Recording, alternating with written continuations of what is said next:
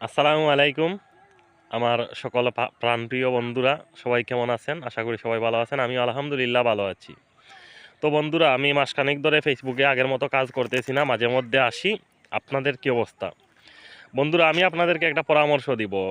যারা নতুন কাজ শুরু করেছেন ফেসবুকে আমি আপনাদের উদ্দেশ্য করে বলি ভাই ফেসবুক আপনার আমার জন্য না। ফেসবুকে আইসা যে নোংরা ভাষায় গালিগালাজ করব, কোনো মেয়ে মানুষকে রুস্ট ভিডিও বানাবে, কোনো মেয়ে মানুষকে নিয়ে তারপরে হচ্ছে কেউ খাদা খাইবে, কাঁচা মাছ খাইবে, তারা ভাইরাল, তারাই সফল।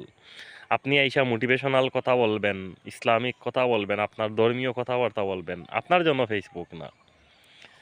আমি আপনাদের কাছে মিনতি করে বলি যারা নতুন শুরু করছেন ভাই এই ফেসবুকের জগতে আসবেন না। এই ফেসবুক আপনার কাছ থেকে টাকা কেড়ে নিবে, এমবি কেড়ে নিবে, সময় কেড়ে নিবে।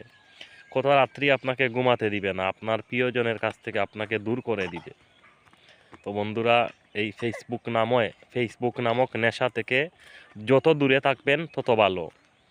আল্লাহ আপনাকে দুনিয়ায় পাঠিয়েছে অবশ্যই আপনার রিজিক দুনিয়াতে পাঠিয়ে দিয়েছে।